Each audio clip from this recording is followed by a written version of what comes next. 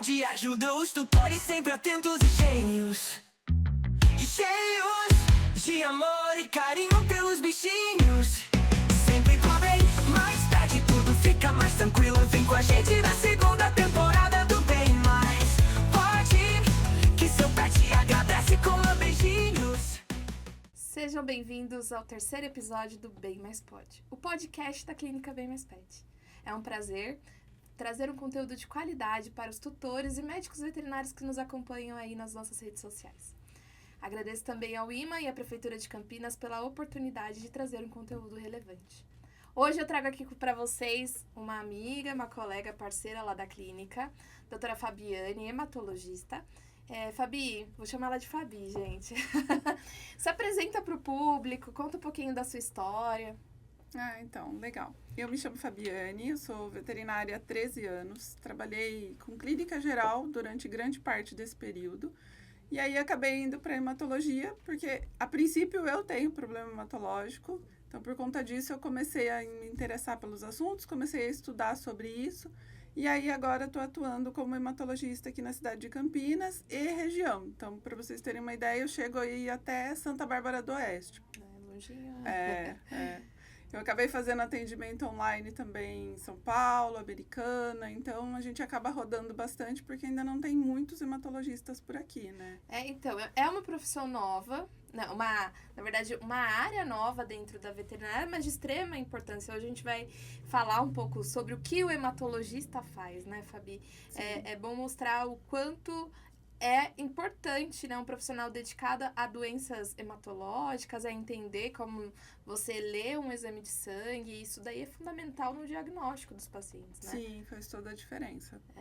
E você, como não tem, né, ainda muitos profissionais dessa área, você costuma fazer atendimentos de assessoria aos veterinários à distância ou ao tutor mesmo?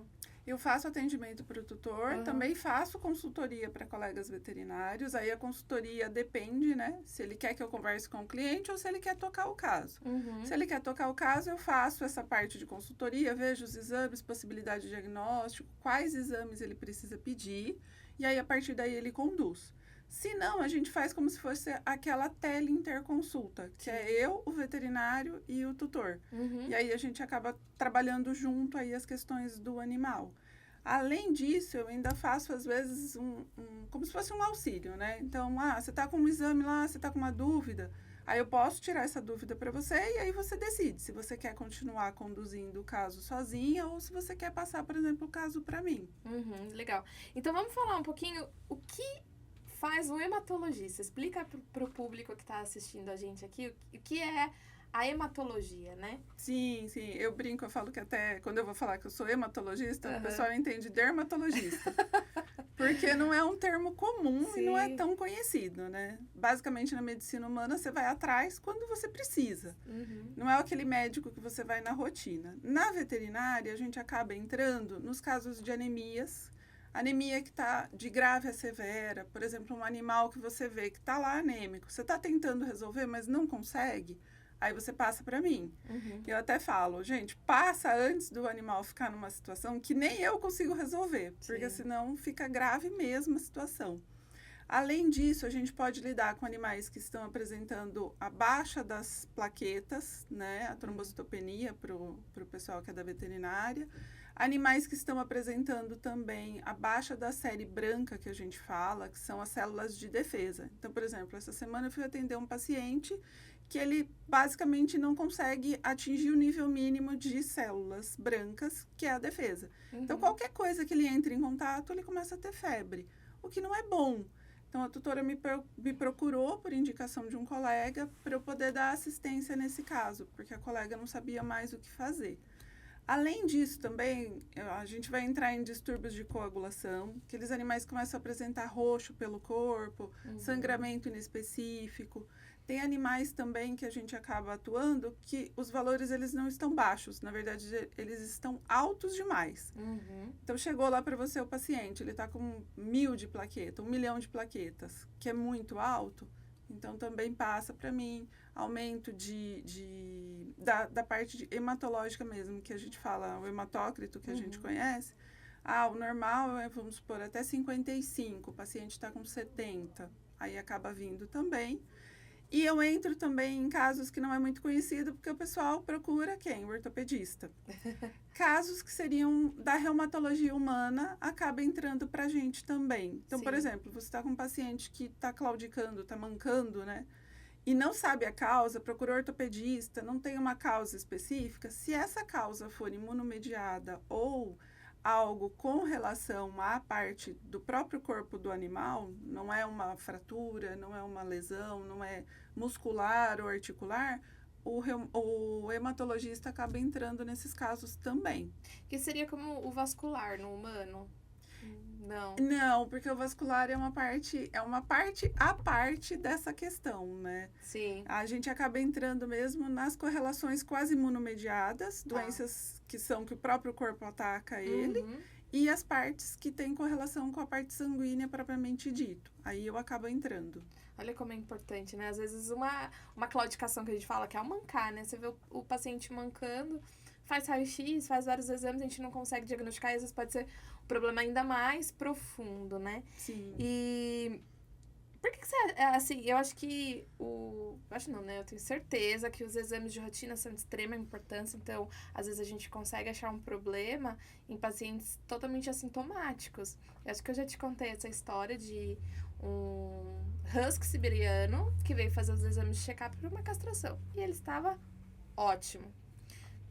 Quando a gente foi fazer o hemograma dele, ele tava com 20 mil de plaquetas. O normal, tá? Pra quem não conhece, é entre 180 mil a 500 mil. Então, essa quantidade de plaqueta era muito pequena pra ele e ele totalmente assintomático. Ele não tinha manchas na pele, ele não tinha sangramento. E aí a gente foi investigando, e a gente descobriu que ele tinha uma hemoparasitose, né? Que hoje é uma rotina muito grande. Aqui, principalmente a região que a gente tá, né, Fabi? Eu acho que você deve pegar muitos casos aí. A grande maioria acaba entrando mesmo, ou em doença do carrapato, ou algum outro tipo de doença infecciosa. Geralmente acaba desencadeando muita anemia, né? Leishmaniose. Tem também a parte de rangeliose, que ainda não chegou muito bem aqui no estado de São Paulo, então acaba tendo. Eu nem conheço essa doença. Ela é uma hemoparasitose muito parecida com as outras 3 que a gente tem aqui, que é a Ehrlichia, Babésia e Anaplasma, só que ela é comum lá no sul. Então, como a gente tem casos de muitos animais que foram resgatados do Rio Grande do Sul e trazidos para cá, então casos. vai começar a ter. É tipo aquela coisa que a gente teve, que tinha a dengue e aí começou a vir para cá a chikungunya e a zika, porque vieram pessoas com a doença. Então, é mais ou menos o mesmo panorama que a gente vai acabar tendo. Olha que interessante. E aí foge um pouco da nossa rotina, né? A gente, como clínico geral ali, eu falo por mim, né? Chegou ali, plaqueta baixa, anemia, vai pro PCR, vai pro teste rápido, pros exames que tem para diagnóstico de hemoparasitose. Mas muitas vezes, a gente acaba negativando para esses exames e a gente fica perdida, aí que a gente conta com a Fabi. O ideal seria realmente o pessoal chamar nesse momento, mas não, eles persistem, eles continuam tratando, sem saber muitas vezes o que está tratando, né? E o tempo, ele é crucial nessa questão. Sim. Porque tem animal que convive muito bem com uma anemia e essa anemia não evolui tão rápido. Mas tem outros pacientes que não. É coisa de uma semana que você está ali tratando e não está tratando a doença correta, você acaba, às vezes, perdendo o paciente. E, geralmente, quando vem anemia, assim, grave, é processo, às vezes, de transfusão sanguínea, né? E vamos falar um pouquinho sobre transfusão também, como que funciona a transfusão sanguínea dos cães. Acho que a Fabi, como hematologista, mais do que ninguém vai conseguir explicar pra gente como que é feita essa coleta, quais são os riscos de uma transfusão. Basicamente, para a transfusão, o que a gente tem que pensar? Que a melhor transfusão que eu vou fazer é aquela que eu não faço. Então, eu tenho que... É horrível, mas é verdade. Eu tenho que evitar ao máximo, porque tem pacientes que às vezes a gente transfunde, tá tudo certinho, eu fiz todos os exames pré e ele não reage bem àquele sangue transfundido. Porque, querendo ou não, é como se fosse um transplante de tecido, porque o sangue, ele é um tecido. Sim. Então, eu vou lá, eu faço o ideal, a tipagem sanguínea. Além da tipagem, eu faço o teste de compatibilidade. Encontrei a bolsa que eu acho que é perfeita, aí sim eu penso em transfundir. Do contrário, é melhor evitar ao máximo. E aí eu falo máximo, eu falo que tem uma diferença entre o clínico geral transfundindo e eu transfundindo. Então, o clínico geral deu 20% de hematócrito, 15% de hematócrito, ele já está desesperado para transfundir. Eu estou avaliando o número e o paciente, eu não estou avaliando só o número. Porque, querendo ou não, você mesmo já deve ter pegado, né? Sim. Pacientes com 15 de hematócrito pulando feliz, comendo. Você vai transfundir esse paciente? A gente espera um pouco, vai acompanhando. Eu tenho, depois que a gente começou a conviver, né?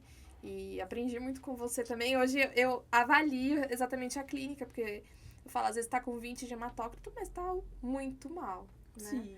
E às vezes tá com 15 e ainda tá bem, né? Às vezes é você encontrar a causa do problema, porque a anemia é um sinal clínico, gente. Assim como a febre, por exemplo. Não é a doença, a anemia. As pessoas confundem isso, né?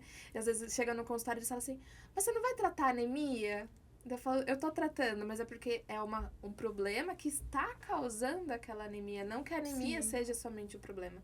Existem sim, tem a anemia hemolítica, né? Sim, mas ela é, em alguns casos ela é primária, mas na grande maioria dos casos ela é secundária. E tem a imunomediada também, né? Sim. Outra curiosidade que eu acho que vale ressaltar aqui, as anemias às vezes alimentares, por exemplo, a cebola. Aí a gente vai chamar ela de anemia oxidativa. Porque ela causa oxidação da hemácia. A anemia por alimentação, como a gente tem no caso humano, é só realmente pacientes que estão extremamente desnutridos. É igual o pessoal pega, assim, a grande maioria, porque eu vou nas clínicas e eu vejo que paciente está com anemia, o pessoal entra com ferro. Ferro priva a gente vai ter em seres humanos, tá? Aí, para explicar, basicamente, ferro priva é pessoas que não comem alimentos com a quantidade de ferro necessária, acaba tendo na medicina humana essa falta de ferro, isso desencadeia a anemia. Aí você fala, por quê? Porque o ferro, ele faz parte da célula sanguínea. Então, a gente precisa dele na célula. Se falta, causa anemia na fabricação, né? No animal, esses casos são extremamente raros. São animais pontuais que vão desenvolver esse processo. Aí, geralmente, animal que perdeu muito sangue por um trauma, por uma lesão, ou animal que está, por exemplo, com aquela diarreia crônica com sangue, aí ele está perdendo sangue, então ele precisa de ferro. Agora, a questão da alimentação, dificilmente vai precisar suplementar por conta disso, tá? Sim, tá. E hoje, quais são os exames que você mais usa, assim, na rotina para fazer, além do hemograma, né? Outros exames mais específicos, assim. Então, eu acabo pedindo uma batelada de exames, né? Tem gente que olha pra mim e fala assim, nossa, tudo isso. Mas eu falo, eu preciso entender o todo para poder tratar corretamente. Senão, eu basicamente vou estar ali tapando o sol com a peneira. Então, por exemplo, eu preciso da função hepática para saber como que está o fígado, porque ele envolve na produção de plaquetas e ele envolve também na produção dos fatores de coagulação. Então, às vezes, você está com um cachorro com mancha roxa, você está pensando no hemograma. Eu estou pensando na função do fígado dele. Porque se o fígado dele não estiver bom, ele também não estará produzindo a quantidade necessária de plaquetas, né? Porque tem algumas enzimas ali que se correlacionam. Também tem a questão dos fatores de coagulação. Então, o animal começou a sangrar do nada, o clínico está lá desesperado, pensando em N coisas. Eu penso também no fígado. Porque se a gente não tem fator de coagulação, a gente acaba não coagulando corretamente. Então, não forma digamos assim, o tampão ali do sangramento para evitar que continue sangrando, tá? Sim. E vamos falar um pouquinho sobre algumas doenças hematológicas, né? Eu separei algumas doenças aqui pra gente conversar, que eu acho que são doenças populares e que todo mundo já ouviu falar, mas que ninguém, às vezes, entende a diferença e como é o processo delas, né? Então, eu acho que a gente podia falar a diferença de leucemia e linfoma, que são doenças comuns nos animais, e que tem uma diferença ali, e que você...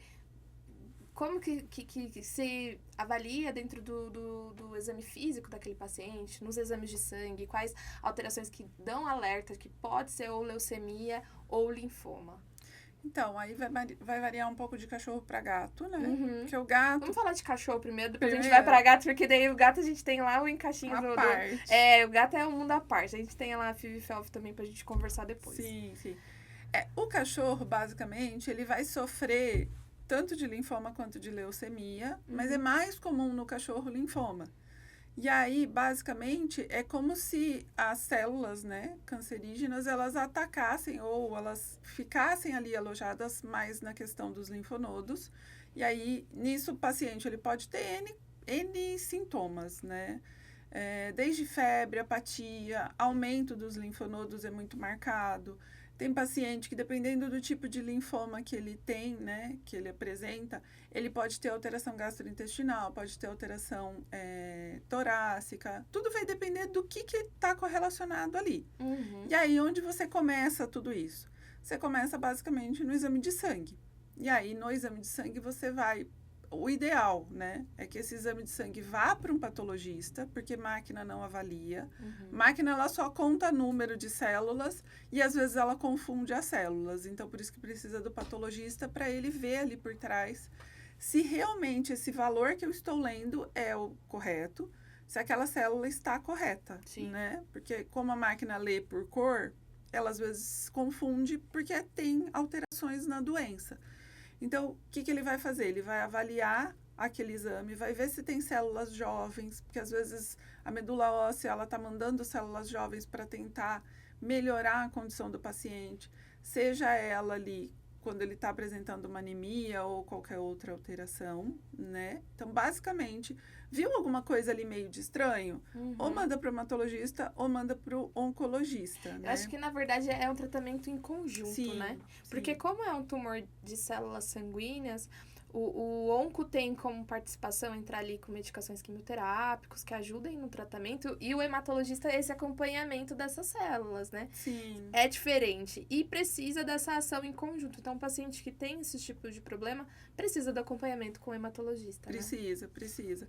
A gente entra meio que como um suporte para o oncologista, porque ele vai entrar com a quimioterapia e mais algumas medicações que alteram, né, também as células sanguíneas. E aí o hematologista ele entra para trabalhar junto, mas quem vai tratar mesmo é o oncologista, que aí ele vai mexer com quimioterápicos, às vezes procedimentos cirúrgicos, como a eletroquímio, e aí isso acaba entrando para eles. Mas o que tem que observar, né? O clínico, no caso, viu que está estranho o exame? Não fica enrolando, não entra com corticoide sem ter certeza do que está acontecendo, né? Porque o corticoide mascara. Sim. Aí, quando vem para mim ou quando vai para o oncologista, a gente precisa primeiro tirar a medicação para depois tentar fazer o teste diagnóstico. E aí, isso demanda tempo que, às vezes, o paciente não tem. Porque dependendo do tipo de linfoma que ele tem, se for de baixo grau, é mais tranquilo. Se for de alto grau, é muito rápido o curso da doença e você acaba perdendo o paciente em menos tempo, tá? E tem algumas raças predispostas a linfoma? Então, a gente hoje em dia fala muito do Shih Tzu, né? O Shih Tzu, ele é o que todo mundo mais tem. Eu falo que eu brinco. Pra onde você olha, tem um Shih Tzu. E aí, os Shih Tzus tem bastante, os Goldens tem bastante também, tá? Eu não sei se tem uma correlação direta com o número de animais que a gente tem aqui no Brasil, mas eles acabam apresentando bastante essa... mas a gente vê na rotina, né? Tem algumas raças e algumas doenças que vêm de predisposição racial ali, né? Sim. E igual eu tava vendo, você me corrigir se eu estiver errada, né? Eu vi falando sobre macroplaquetas em... Como chama aquele cachorrinho da Cavalier. Cavalier. O Cavalier, ele tem essas macroplaquetas, o Akita também tem. Sim. Então, a contagem dele é menor já, naturalmente. Porque a macroplaqueta, ela é como se fosse o precursor da plaqueta, né? Uma célula maiorzona. Então, quando o patologista lê, ele sabe. Às vezes, quando o clínico vai ler o exame, ele fala, opa, tem alguma coisa de estranho aqui. Mas, às vezes, não é. É só a alteração mesmo por conta da raça. Sim, então, o clínico tem que já saber que algumas raças têm essa alteração genética, né? Sim. Que às vezes nem é um problema, é dele. E vamos falar um pouquinho de gatinho agora. Gato também, um mundo à parte aí, né? E os gatos têm duas doenças muito importantes, a gente já falou várias vezes sobre isso, que é a FIV e FeLV, né? As duas doenças mexem muito com essa parte hematológica, a parte imunológica, né? Acho que vale a pena aí a gente discutir um pouquinho, conversar, explicar o que é a FIV, o que é a FeLV. Sim. Basicamente, quando eu vou explicar, eu mimetizo para o tutor entender, né? Uhum. Então, a FIV, ela vai entrar como se fosse a AIDS do ser humano, vai mexer com a imunidade, imunossuprime, pode ter N alterações ali. Dentre elas, pode também desenvolver o linfoma, até por conta dessa imunossupressão natural que ele tem por conta da doença. Além disso, também ele pode desenvolver anemia. Anemia, a gente não chega a falar a imunomediada, a hemolítica imunomediada, porque o paciente felino, ele é um mundo à parte. Então, ele desenvolve muitas anemias hemolíticas e algumas outras alterações ali sanguíneas, tá? Sim. Por conta da imunossupressão. Infelizmente, a própria doença ataca o paciente. E na FeLV que a gente tem, eu mimetizo muito com a leucemia humana, porque ela pode virar uma leucemia. Uhum. Então, o paciente com a FeLV, ele pode desenvolver a leucemia, que a gente acabou não explicando nos cães, mas ela basicamente ela ataca a medula óssea do paciente. É um vírus que acaba mutando o DNA do animal, e aí isso acaba desencadeando o câncer, no caso, né? A neoplasia. E aí, o gatinho com a FeLV tem outra questão. Ele pode desenvolver a leucemia e, secundariamente, ele pode também desenvolver o linfoma. Então, tem que estar atento a todos aqueles sinais que eu falei no cão com relação ao linfoma. E, além disso, a questão da leucemia, porque aí ela vai atacar os precursores. Então, querendo ou não, ele vai desencadear mesmo uma anemia ali e uma alteração também nas plaquetas e pode ser também na série branca, porque ele ataca o precursor, tá? Para quem não sabe, o precursor, basicamente, a gente tem as células circulantes ali no sangue. Sim. Só que na medula óssea, a gente tem como se fosse uma fábrica. E aí, ela tem o escalonamento, que seria o normal de uma fábrica. Então, eu tenho uma célula precursora, que a gente fala, que vai desencadear as outras células, e essas células vão amadurecendo na medula óssea para ser liberada para a corrente sanguínea. Então, quando tem a leucemia, ele ataca diretamente na fábrica. E aí é muito difícil combater. Por isso que os nossos pacientes com FeLV, eles não duram muito tempo. Infelizmente, né? Sim. E hoje, eu falo pra você, Fabi, que a região que a gente tá ali, que a clínica tá, a gente tem uma incidência altíssima de FeLV. A FeLV, gente, ela é transmitida através de contato sexual, arranhadura, lambedura e transplacentária. Então, aquela gatinha que tá na rua, né, às vezes cruzou com o macho, ela vai se contaminar com a doença, todos os gatinhos que nascerem dela vão nascer com a doença, e aí vai repovoando e aquilo vai virando uma colônia, e a doença se espalha de uma maneira muito rápida. Então, aquela voltinha na rua, pelo amor de Deus, não deixem fazer, porque às vezes uma voltinha ali brigou com o gato do vizinho que tá doente, vai pegar, e são doenças muito graves, muito perigosas.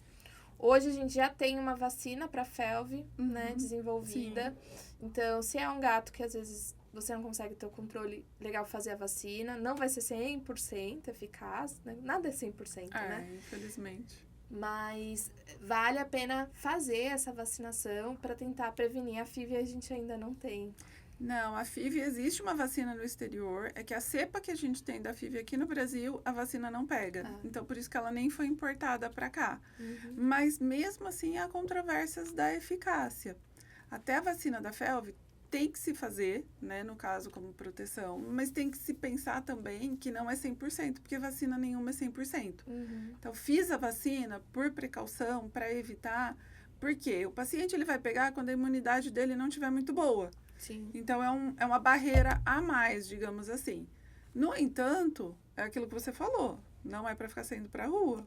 Porque, além disso, ainda tem as outras intercorrências. Briga, atropelamento, trauma. Então, quanto mais o gatinho ficar em casa, melhor. E seja responsável, tá? Eu tenho alguns tutores irresponsáveis aí que eu fico chateada. Porque, às vezes, ele leva o gato, a gente diagnostica, fala, ele é FeLV positivo, ele fala assim, ele já tá doente mesmo, deixa ele ir pra rua. Só que daí tem o gato do vizinho, tem o gatinho da rua que não tem culpa de estar lá. E tem a FIV que ele não pegou ainda, ele pode pegar. Porque não necessariamente você precisa ter uma doença só. Não. Às vezes pode ser o combo aí. Outra doença hematológica importante para gatos, que muita gente não sabe, é a micoplasmose. Sim. Ela vai desencadear anemia também. O engraçado é que a maioria das doenças infecciosas acabam desencadeando anemia mesmo. E a micoplasmose, gente, ela é adquirida por conta das pulgas. Sim. Então, gato que tem pulga tem que ter muito cuidado. Os tutores não têm, a pulga tá na rua, não tem problema. E Ele não, se limpa, né? Ele se limpa. Ele se limpa. Precisa fazer esse controle rigoroso. O carrapato é difícil no gato. Mas o gato pode ter doença do carrapato, sabia? Não, olha aí, eu tô É. descobrindo coisa aqui, gente. Não. O gato, ele pode ter tanto Ehrlichia como Babésia. Fabi, Anaplasma eu estou aprendendo também. nesse podcast com vocês, a gente não sabia disso. Anaplasma também, mas não é tão comum. Mas como Aham. o Ehrlichia Babésia, porque você pega o gato, geralmente o pessoal fala que ele não tem carrapato, porque ele mesmo tira. Então Sim. você nunca vê. Só que ele pode pegar. Então, aquele gatinho que você fez o exame, você tentou FIV-FeLV, não achou, micoplasma, não achou, PIF, não achou, faz o teste, aquele painel de anemia, para verificar se ele não tem a Babésia ou Ehrlichia. Porque aí você pode tratar tanto com o Imisol, se for a Babésia, ou com a doxiciclina, se for a Ehrlichia, porque ele pode pegar. Chocada. Então. Não sabia. Olha, gente, eu não... Porque eu nunca peguei. Porque você nunca testou. Fabi, juro. Verdade. É que assim, igual giardia em gato. Eu sempre soube que existia, mas era difícil da gente pegar Sim. giardia em gato. Ultimamente eu ando pegando uns casos, agora eu já vou ficar mais alerta com Então. hemoparasitose em gato. Não, nunca testei, nunca fiz assim, vou fazer um PCR pra testar. Quando você tiver a dúvida, pede aquele painel. Tá. E aí no painel já vem. Porque em São Paulo tá tendo alguns casos de Babésia, Ehrlichia em cães. Aqui em Campinas ainda não, porque provavelmente ninguém Gato, testou né? e ninguém chamou, né? É. E tem uma outra doença no gato também, que não é muito conhecida, que é a Citaux-1. É uma doença já muito conhecida na Europa, nos Estados Unidos. Aqui no Brasil ela não é tão conhecida.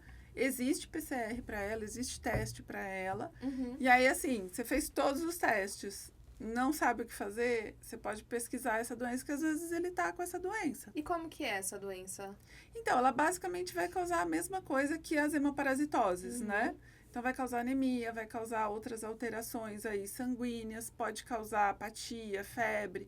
Então, basicamente, todas as doenças infecciosas, elas têm mais ou menos o mesmo padrão de sintomas, né? Sim. E aí, quando você está em dúvida, você tem que partir para o teste, porque não tem muito o que fazer. Uhum. Não tem como adivinhar. Aquela medicina veterinária que a gente tinha há 30 anos É totalmente diferente. é totalmente diferente. Então, eu não sei o que é. Tá com dor abdominal, tá com uma alteração? Ultrassom, Sim. raio-x. A gente tem tantas opções hoje em dia de exames. E tem tratamento para essa doença? Tem tratamento. Aí vai depender muito do diagnóstico, da fase que tá, de como tá o paciente, para poder entrar com o tratamento, tá? Mas é o principal, que é o que a gente às vezes está falhando no fazer, que é diagnosticar. Porque Sim. tratamento hoje em dia, todo mundo trata tudo. Sem nem saber o que está tratando. O que eu pego de paciente que está sendo tratado para a doença do carrapato e ele nem tem doença do carrapato, Às vezes nem fez um PCR. não. Então é triste, porque o exame está aí, o valor é até acessível para alguns exames, né? Sim. Então, não é um valor absurdo, né? não é uma tomografia. Você não vai fazer uma tomografia, por exemplo, para diagnosticar uma doença do carrapato. Então, essa semana mesmo, eu atendi um paciente que veio de um colega. Ele fez basicamente o exame de sangue, ele viu plaqueta baixa e entrou com imisol e doxiciclina, ou seja, tratamento para Ehrlichia e Babésia, sem nem ter diagnosticado a paciente. E aí, você expõe o paciente a medicações fortes, e fora uma resistência do antibiótico, porque daí se ele precisar mais pra Sim. frente, às vezes a gente tem essa resistência da doxiciclina. Eu costumo sempre ir pro lado dos exames, plaqueta baixa e anemia, pode ser diversas doenças, eu explico isso pros tutores, né? Eu falo, olha, não é só chegar e fazer o remédio, a gente precisa descobrir a causa. Sim. Porque o imisol, tem pacientes que é super tranquilo, mas tem para pacientes que ficam neurológicos, assim, 24, 48 horas depois da aplicação. Eu até falo assim, vamos comparar um quimioterápico. Então, ele dá enjoo, ele dá diarreia, ele pode dar sinal neurológico, ele pode dar febre. Então, para que a gente vai expor esse paciente a uma medicação que talvez não seja a medicação necessária para o quadro dele? Sim, sim. É complicado, porque até eu conseguir, às vezes, colegas próximos, clínicos próximos, eu converso, aí eu falo assim, olha, a dox é para Ehrlichia e alguns casos de anaplasma. Imisol é para todos os casos de Babésia e alguns casos de anaplasma. Aí tem colega que fala para mim, mas a dox ajuda na Babésia. E aí você explica, a pessoa não entende, ela teima. Então, você chega num ponto que não tem o que fazer. Mas eu já peguei vários protocolos que... diagnosticou só com Babese e tá ali com Dox também. Então. Aí você fala, não precisa da Dox, né? Eu acho que é cultural essa coisa de Agora, precisa dos dois. Eu já peguei Ehrlichia, que eu tava tratando com Dox, e aí a Dox não tava resolvendo, e aí eu fiz o Imisol, porque aí o Imisol também pega Ehrlichia. Porque provavelmente não, o paciente que eu peguei no caso, ele já estava com resistência à doxiciclina. E aí, gente, é outra coisa que é muito importante. Manter sempre a mesma marca da medicação, horário da medicação e a quantidade de dias que a gente passa. O tratamento é longo? Sim. Né? E aí, o que acontece? Trata, às vezes, 10, 15 dias, o paciente começa a ficar bem, o doutor suspende a medicação. E aí, eu acho que é muito legal a gente entrar nessa parte de Ehrlichia, Babese anaplasma, porque é uma rotina que a gente tem intensa. É muito forte. E tem muitas dúvidas sobre isso. E aí, acaba se tornando crônico. O que leva ao crônico, no caso? Às vezes é um tratamento mal feito. Exatamente. Porque a pessoa, ela entra com a doxy, que é o correto, e ela entra, por exemplo, com o omeprazol junto. Isso daí é um erro gravíssimo. Ou com Emolitan. Também, o ferro junto. Aí eu ouço muitos colegas falando, mas é um ferro quelatado, não importa, é ferro em excesso, ele oxida hemácia.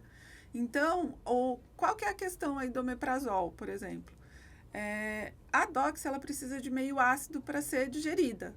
Você entra com o omeprazol, ele baixa essa acidez do estômago, e aí, automaticamente, quando eu faço a medicação, ela não é absorvida plenamente. Então, eu fico com aquele tratamento mal feito. Mas isso é coisa de antigo. Porque quando eu me formei lá, quase 8 anos atrás, quando eu fui fazer estágio, olha... Tem que passar. Toda vez que você for fazer doxiciclina, você tem que entrar com omeprazol, porque vai atacar o estômago. E aí, acho que eu fiz esse tratamento aí uns 2 anos. Desculpa aí, gente, se eu passei tratamento pra vocês com omeprazol no início da minha carreira. Mas aí, uns 2 anos depois, a gente vai estudando e foi entendendo. Mas isso daí também era geral. Mas quem se atualiza muda. Porque eu ainda pego muita receita. Você ainda pega? Pego. Porque daí é o combo. Mudando. É o combo doxy, omeprazol e vitamina. E vitamina com ferro. E aí, quando cronifica, acontece o que eu estou enfrentando agora com uma paciente minha lá de Hortolândia. Sim. Basicamente, ela chegou semi-morta. Plaqueta baixa, hematócrito baixo, né? A parte de anemia baixa. E ela chegou assim, largada, veio de indicação de um colega, ele já tinha transfundido ela. E aí eu entrei com o tratamento que era o necessário, fiz todos os exames que precisava, viu que realmente ela tinha, e ela tá com uma Ehrlichia crônica. Só que a Ehrlichia dela tá na medula. E os tutores não têm muita condição de fazer os exames. Porque, por exemplo, para comprovar isso, a gente precisa fazer uma coleta de sangue da medula. Eu vou falar sangue para vocês entenderem, né? Mas é o material da medula, ele vem com cor de sangue. E aí, naquele material, a gente consegue fazer o PCR para saber se a Ehrlichia está lá na medula mesmo, né? Sim. E aí, esses tutores, infelizmente, eles não têm essa condição. Então, a gente está tentando tratar com os exames que eu tenho acesso, tá? E ela chegou num ponto para mim, por exemplo, quando eu suspendi algumas medicações, ela chegou a ficar com 14 de hematócrito novamente, ou seja, ficou anêmica novamente, plaqueta dela baixou para 30 mil, se eu não me engano. E aí agora, por conta dos exames, apresentação clínica, eu vi que ela está com uma alteração imunomediada, né? Por conta da Ehrlichia. Sim. Mas tem casos que não tem tempo. A gente vai começar a tratar, vai pensar em fazer a coleta da medula para verificar se é isso mesmo, o paciente já veio a óbito. Sim, e às vezes os exames convencionais que a gente vai fazendo, por ter sido crônico, né, já ter ido para medula, a gente vai ali, PCR, teste rápido, IgG, IgM, você não encontra. Aí quando você só vai encontrar lá na coleta da medula, você vai encontrar ali ou a Babese ou a Ehrlichia de maneira crônica naquele paciente. E aí a gente vê, só para complementar, que a medula ela praticamente foi destruída. Então entra no que a gente chama de hipoplasia ou aplasia de medula, que é, ou seja, aqueles precursores que eu expliquei no começo, não tem mais. E aí eu preciso entrar com medicações que são caras, medicações que às vezes funcionam, às vezes não, para tentar regenerar essa medula. Às vezes consegue, às vezes não. Então, tem que pensar nisso também antes de fazer o tratamento pela metade ou fazer o tratamento incorreto. Eu sempre, já falei, né, mas eu sempre reforço isso, eu acho importante a gente sempre falar. Façam o que a gente pede, assim, sigam os dias e os horários corretos. Tutor, eu falo assim, coloca um cronograma na porta da geladeira, um alarme no celular, né? Faz no melhor horário do dia. Eu tento usar uma marca de doxiciclina que é uma vez ao dia, porque daí ele também tem aquela certeza que ele vai fazer aquela vez ao dia. E depois que a gente termina o tratamento, também precisa repetir aqueles exames, né? Eu geralmente repito o hemograma. Se eu vejo que o hemograma está alterado ainda ou tem alguma coisa, aí eu parto para exames mais profundos. Tá. O que eu vejo alguns colegas fazerem, por exemplo, eu vou repetir o PCR. Tá, você vai repetir o PCR, mas ele vai ver partículas da bactéria. E aí, se esse animal ele ainda tem partículas da bactéria, mesmo morta circulante, ela vai dar positivo. Aí você vai retratar um paciente que não tem necessidade de tratamento. E a sorologia, aí pior ainda, porque ela vai dar título alto. Então, isso fica, às vezes, por até 2, 3, 5 anos circulante, essa titulação. Então, às vezes, você faz uma sorologia, ela dá positiva, mas não é que ela é positiva, ela é como se fosse marcação sorológica que a gente fala, né? É igual a gente quando toma aquela vacina, quando é novinho, quando é criança, e aí vai fazendo as sorologias ano a ano para ver se ainda está funcionando a vacina ou não. É mais ou menos a mesma dinâmica. Sim. E vamos lembrar, né, que a prevenção para essas doenças são remédios para pulga e carrapato. Então, siga as orientações dos fabricantes aí nas datas corretas, tá? As medicações foram criadas exatamente para isso, então não vai intoxicar seu cachorro se ele tomar o remédio certo, que existe esse mito de que vai se intoxicar ao longo do tempo. E hoje existem diversas maneiras de prevenção, né? Tem coleira, tem pipeta, tem remédio oral, tem spray. Sim, então não tem como não prevenir. O que o tutor tem que estar ciente, né? Que às vezes acontece, ele vem para mim e ele fala, mas eu dou todo mês certinho no relógio. O que acontece para a Ehrlichia, ela transmitir, para o carrapato transmitir Ehrlichia, ele precisa de 3 horas, sugando o sangue do cachorro. E a medicação, ela geralmente precisa de 4 horas para ter ação, para conseguir matar aquele carrapato. Então, às vezes, o seu cachorro que você fez a prevenção, ele vem com a doença do carrapato também, tá? Isso não é justificativa para não prevenir. A gente precisa prevenir, porque é aquilo que eu falei. Ele pode levar até 4 horas. Então, às vezes, ele mata o carrapato antes dele transmitir a doença. Você nunca vai saber se está funcionando ou não, se você não prevenir. E aí, o bom é que a babésia, ela precisa de 36 horas para ter a transmissão. Então, você vai conseguir prevenir de forma mais efetiva a babésia.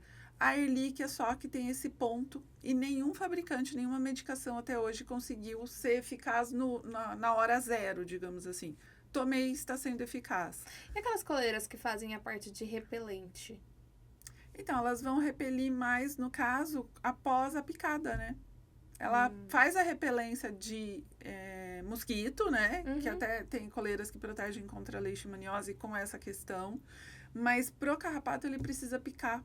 Então, quando você tem a questão da picada atrelada, mesmo com a coleira, ele pode pegar a Ehrlichia. E outra coisa que às vezes as pessoas também, morou em apartamento, assim, pegou filhotinho, ficou dentro do apartamento, não sai de lá. De repente chega lá, doença do carrapato. Porque pode ser transplacentária, né? Pode ser transplacentária. Ele pode pegar, no caso, também... eu já peguei um caso que eu nunca me esqueci. Isso eu era praticamente recém-formada. Era uma senhorinha de idade, ela tinha uns 85 anos, ela não conseguia mal andar. E ela tinha um cachorro enorme. E ela falou, eu não saio de casa, eu moro no 9º andar. Como que ele pegou? E ele já era um cachorro adulto. Aí, quando foi avaliar, no parapeito da casa dela, do apartamento dela, ficava forrado de pombinhas e pardais.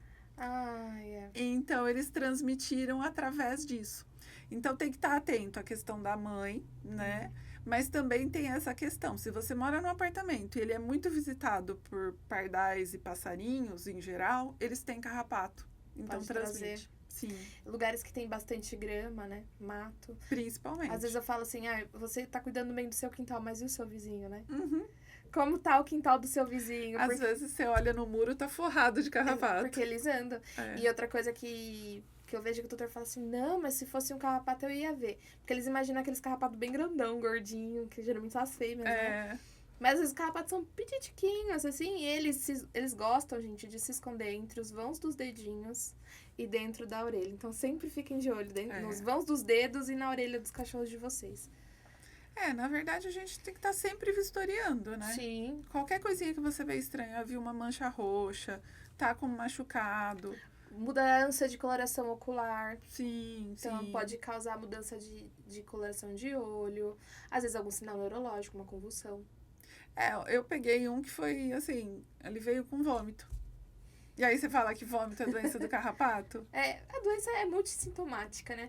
Sangramento nasal é muito comum. O que eu peguei de mais, assim, interessante foi um cachorro que parou de andar.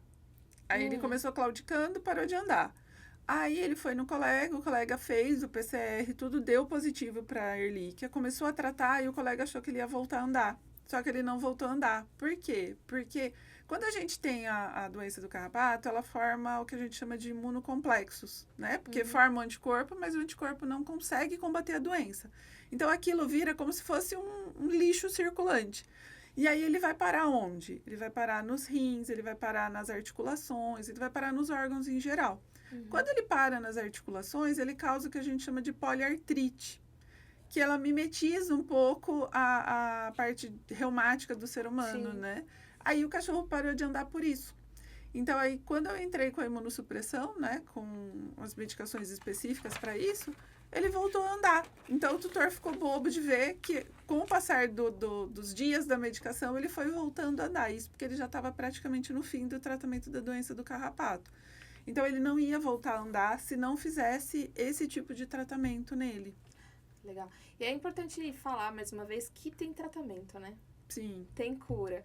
Às vezes eles se assustam, né? Tutores às vezes não têm a consciência do que é. Se confundem muito com a sinomose, né? Você fala, tá com ehrlichiose, e fica aquele iose na cabeça. Vai morrer. Não vai morrer, né? Tem tratamento, só que tem que fazer o tratamento correto. Muito legal, Fabi. Acho que a gente conseguiu abordar um tema aí com muita rotina. Acho que muitos tutores vão conseguir tirar dúvidas aí dos seus pacientes, entender a diferença das doenças, por que a gente fala dos tratamentos. E, Fabi, qual dica que você pode dar aí para os tutores fazerem para não ter doenças hematológicas? Nossa, é difícil. Porque não tem uma dica, né? Tem paciente que tem a doença porque, por exemplo, ele desencadeou do nada. Por exemplo, como a gente falou da anemia hemolítica imunomediada. Às vezes o corpo dele não reconhece a célula e começa a atacar.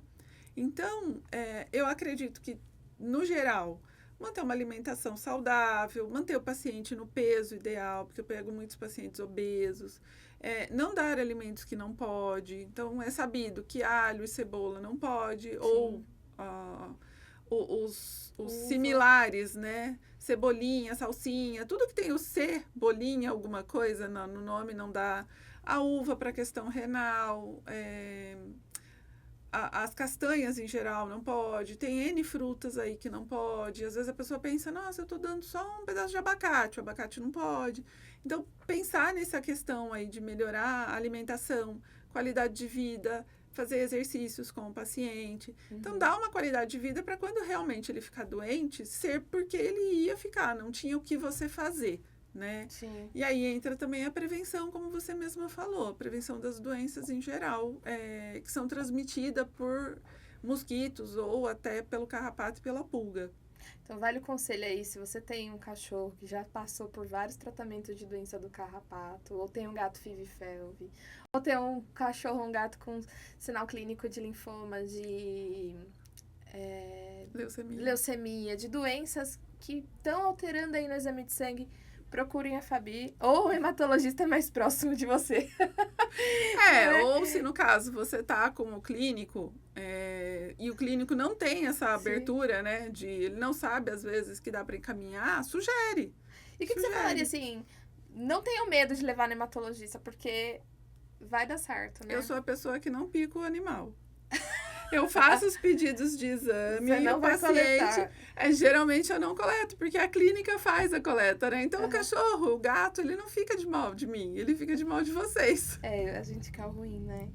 Fabi, foi muito bom o nosso bate-papo hoje, um conteúdo muito legal. Agradeço você mais uma vez por ter vindo aqui, né, ter tido um tempinho para trazer um conteúdo de qualidade. Quero agradecer a todos que estão aí comigo, assistindo os episódios do podcast. Vai sair um por mês. Acompanhem, sigam o meu Instagram, sigam o Instagram da Fabi. Tem muita coisa legal lá no Bem Mais Pet. E curtam e comentem aí qual é o próximo tema que vocês querem aqui no Bem Mais Pet. Bem mais pode ajuda os tutores sempre atentos e cheios de amor e carinho pelos bichinhos.